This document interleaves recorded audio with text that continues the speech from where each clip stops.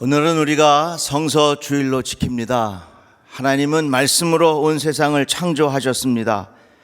하나님이 이르시되 빛이 있으라 하시니 빛이 있었고 빛이 하나님 보시기에 좋았더라. 하나님은 말씀하셨고요. 그리고 그 말씀대로 이루어진 것이 하나님 보시기에 좋았습니다. 하나님은 지금도 말씀하시고요. 하나님의 말씀이 이루어지는 것이 지금도 하나님 보시기에 좋은 세상입니다. 칼바르트라고 하는 유명한 신학자가 있는데 그는 하나님의 말씀을 아주 중요하게 여기는 신학을 하였습니다. 그래서 말씀의 신학자라 이러한 별명이 붙을 정도로 하나님의 말씀을 강조했습니다. 하나님의 말씀을 세 수로 구분하였는데요. 계시된 하나님의 말씀, 이것은 하나님의 말씀이 육신의 몸을 입고 이 땅에 오신 예수 그리스도, 그러니까 예수 그리스도도 계시된 하나님의 말씀이라 하는 것입니다. 두 번째가 쓰여진 말씀, 성경을 말하는 것이지요. 세 번째가 선포되는 하나님의 말씀, 강단에서 선포되는 하나님의 말씀을 의미하는 것입니다. 그래서 예수 그리스도 자체가 하나님의 말씀이라고 하는 것입니다. 요한복음에 보면 말씀이 곧 육신이 되어 우리 가운데 거하심에 우리가 그의 영광을 보니 아버지의 독생자의 영광이요 은혜와 진리가 충만하더라. 예수가 계시된 하나님의 말씀이라고 이렇게 해석을 한 것입니다. 그러면 성경은 뭐냐? 쓰여진 하나님의 말씀이라는 것입니다.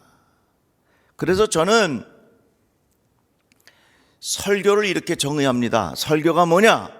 설교는 계시된 말씀을, 즉 예수 그리스도죠, 계시된 말씀을 쓰여진 말씀에 근거해서 무엇입니까? 성경입니다. 선포되는 말씀, 이것이 설교다. 설교가 뭐냐? 예수 그리스도를 성경에 근거하여 선포하는 말씀이 곧 설교다. 저는 개인적으로 이러한 설교에 대한 정의를 가지고 있습니다. 그만큼 성경이 중요합니다. 성경은 뭐냐? 우리의 신앙과 실행의 충분한 표준입니다. 기준이라고 하는 것입니다. 요즘에는 기준이 많이 무너져 갑니다. 그런데요, 기준이 무너지면 기초가 무너지는 겁니다. 기초가 무너지면 모두가 흔들리는 것입니다. 이 세상이 혼란스러운 이유 중에 하나는 기준이 흔들리는 거예요.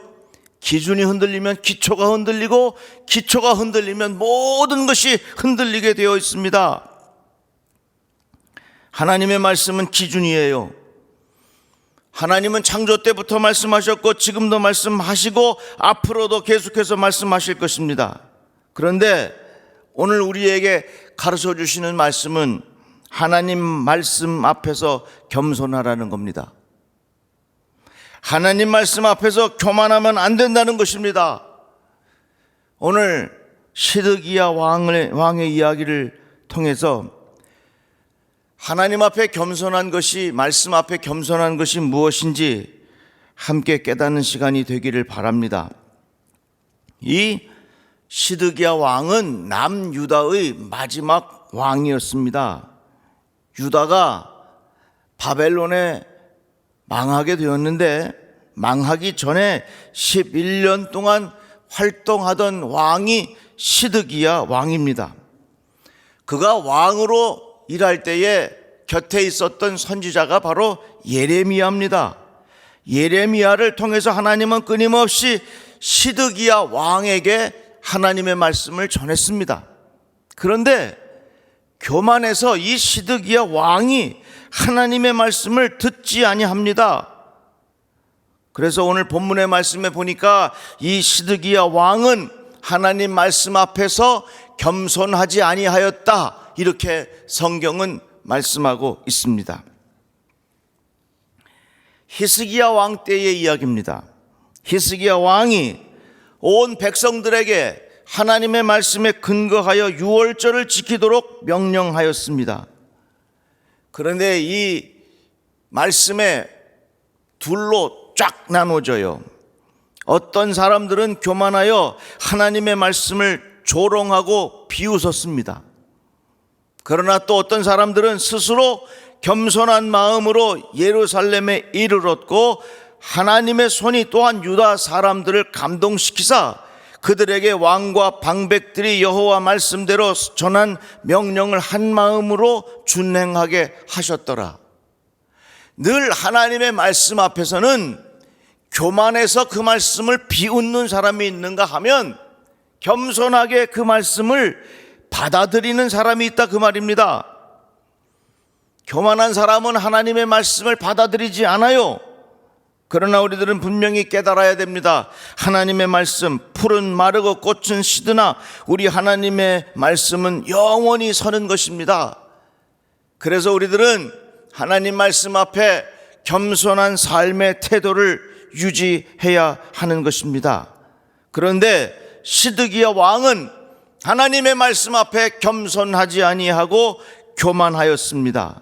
그러면 도대체 어떤 모습이었기에 이 시드기야 왕은 하나님 말씀 앞에 겸손하지 않고 교만했는가? 오늘 본문 말씀이 이렇게 전합니다. 예레미야가 여호와의 말씀을 일러도 그 앞에서 겸손하지 아니하였으며. 예레미야는 누굽니까? 예언자입니다. 예언자는 누굽니까? 하나님의 말씀을 위탁받은 사람이에요. 하나님의 말씀을 위탁받아서 예레미야가 시드기야 왕에게 하나님의 말씀을 전하는데 이 시드기야 왕은 예레미야를 무시했습니다. 하나님의 말씀을 전하는 이 예레미야를 인정하지 않았습니다. 하나님의 말씀을 전하는 예언자 앞에서, 예레미야 앞에서 이 시드기야 왕은 겸손한 태도를 보이지 아니하였다 하는 것입니다. 그래서요, 하나님의 말씀에 겸손한 태도를 갖는 사람은요, 말씀을 전하는 사람 앞에서도 또한 겸손한 삶의 태도를 가져야 합니다. 그래서 우리 하나님의 말씀을 전하는 설교자들은 이것이 바로 거룩한 부담입니다. 설교자는 하나님의 말씀을 전하는 것이지 나의 의견이나 나의 생각을 전하는 사람이 아닙니다. 설교자의 불행이 어디서부터 오는 줄 아십니까? 설교자의 오만함에서부터 오는 것입니다. 설교자도 하나님의 말씀 앞에 겸손히 주의 말씀을 들어야 하는 것입니다. 예수께서 나귀를 타고 예루살렘에 들어가셨지요. 그런데 수많은 사람들이 옷을 벗어서 그 가시는 길에 깔아두었습니다. 그런데 이 나귀가 착각하면 안 됩니다. 집에 돌아가서 엄마 나귀한테 엄마 내가 보통 사람이 아닌가 봐. 내가 지나갔더니 사람들이 다 옷을 깔아주면서 환영했어. 그건요 착각이에요. 나귀가 그런 대접을 받았던 것은 예수님을 모시고 갔기 때문에 그런 거예요. 목회자도 마찬가지예요. 설교자도 마찬가지예요. 하나님의 일을 감당하는 사람들도 똑같아요. 무엇 때문에? 예수를 모시고 살아가니까 그렇게 되는 것이라 그 말입니다. 시드기야 왕은 하나님 말씀 앞에 교만하였어요. 그래서 하나님의 말씀을 전하는 예레미야 앞에서 겸손한 태도를 잃어버렸다 하는 것입니다. 하나님의 말씀 앞에 겸손한 사람은 하나님의 말씀을 전하는 주의 종 앞에서도 겸손한 삶의 태도를 갖는 것이 매우 중요합니다. 그 다음 말씀에 보면 그가 왕을 배반하고 목을 곧게 하였다. 그러니까 하나님 말씀 앞에 교만한 삶의 태도를 가진 사람은 목이 고다요. 뻣뻣해. 느헤미야의 말씀에 보면 그들과 우리 조상들이 교만하고 목을 굳게 하여 주의 명령을 듣지 아니하였다. 이 말씀을 쉬운 성경에 보니까 그러나 우리 조상은 교만하여 고집을 피웠습니다. 그들은 주의 명령에 복종하지 않았습니다. 이렇게 기록하고 있어요. 목이 곧았다고 하는 말을 쉽게 표현하자면, 우리가 알아듣기 쉽게 이해하자면, 목이 곧았다 하는 말은 고집을 피웠다는 얘기예요. 하나님 말씀 앞에서 교만한 사람은 자기의 고집을 꺾지 않아요. 그러나 하나님 말씀 앞에서 겸손한 사람은 자기의 고집을 거둬들일 줄 알아요. 잠언 말씀에 보아도 자주 책망을 받으면서도 목이 곧은 사람은 갑자기 패망을 당하고 피하지 못하리라.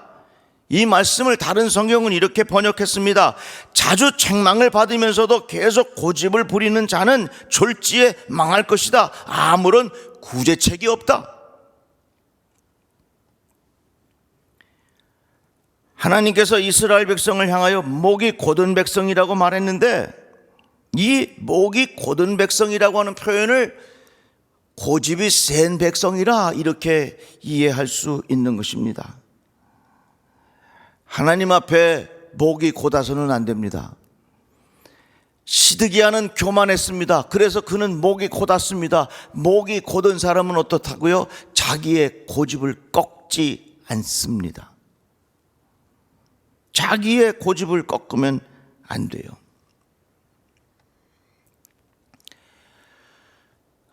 제가 어느 기사를 읽었는데요, 방송에서 사회도 잘 보고 개그맨으로 활동하고 있는 강호동 씨 있습니다. 강호동 누군지 아시죠? 베드로는 몰라도 강호동은 아시나요? 이 강호동 씨는 원래 씨름 선수예요. 천하장사 또 백두장사 이런 거에서 아주 천하장사에 올랐던 그런 씨름 선수입니다. 연예인이 되어서 방송국에서 연예 대상을 다 받았어요. 사람들이 물었습니다. 어떻게 이렇게 성공하게 됐느냐고. 그랬더니 강호동 씨의 대답이 뭐냐면, 나는 원래 고등학교밖에 못 나와서 무식합니다. 그리고 내가 모래판에서 씨름하던 사람이라 내가 별로 아는 것이 없습니다. 내가 많이 배우지 못했기 때문에 장점이 있는데 그거는 내게 똥꼬집이 없습니다. 그렇게 이야기하는 거예요.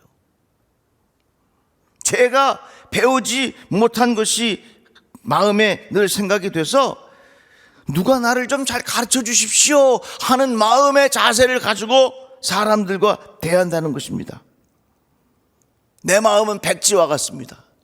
그래서 여러분들이 아름다운 그림을 내 마음에 좀 잘 그려주십시오 하는 마음의 태도를 가지고 사니 내가 이렇게 된 것 같습니다. 한마디로 자기는 지금까지 고집을 피우지 않았다 하는 것이 자기 인생 성공의 비결이라 그 말입니다. 저는 이 글을 읽고 느낀 점이 많았어요. 배웠다고 고집을 세우고 성공했다고 자기 고집에 사로잡혀 살고 힘이 있다고 고집을 세우고 권력이 있다고 고집을 세우면 과연 그런 삶의 태도가 하나님 앞에 올바른 모습일까? 시드기야 왕은 자기의 권력을 앞세워서 하나님 말씀 앞에 교만했습니다. 목이 곧았어요. 그 말은 자기의 생각을 고집했다는 것입니다. 하나님 말씀 앞에 겸손한 사람은 자기의 고집을 하나님 말씀 때문에 거둬들일 줄 알아야 된다 하는 것입니다. 시드기야 왕과 비교되는 사람이 있어요. 이사야. 하나님께서 이사야를 부르셨습니다. 그리고 이렇게 말씀하십니다. 내가 또 주의 목소리를 들으니 주께서 이르시되 내가 누구를 보내며 누가 우리를 위하여 갈고 하시니 그때 내가 이르되 내가 여기 있나이다 나를 보내소서. 이사야는 자기를 고집하지 않았습니다. 하나님 말씀 앞에 자기의 마음을 백지로 내어드렸습니다. 그랬더니 하나님께서 그를 귀하게 여기시고 그에게 일을 맡기시는 것입니다.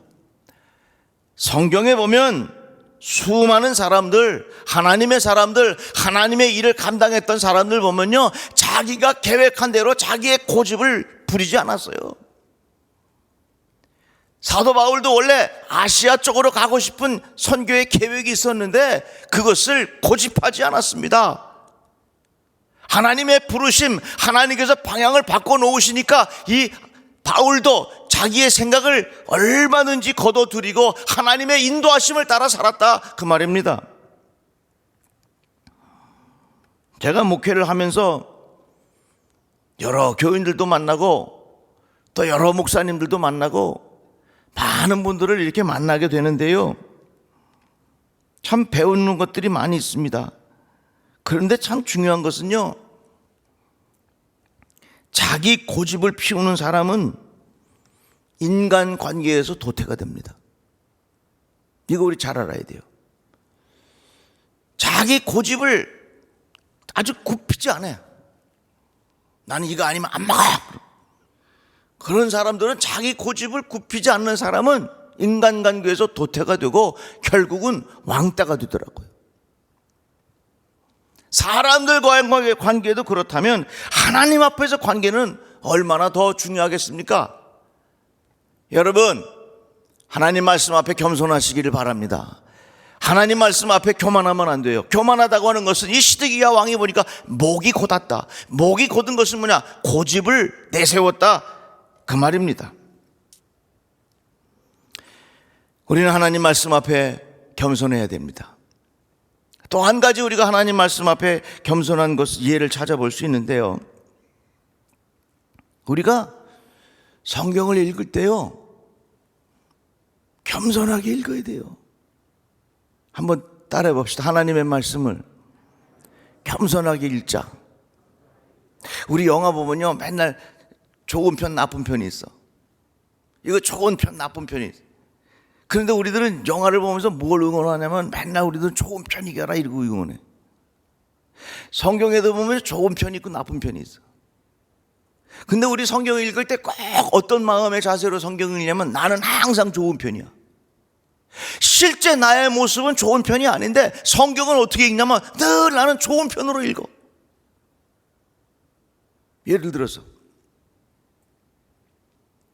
가인이 동생 아벨을 죽였어. 아벨은 희생자요, 가인은 나쁜 사람이야. 성경을 읽을 때 꼭 내 자신을 누구와 동일시시키냐면, 나는 피해를 보는 선한 사람으로 내 자신을 동일시시켜.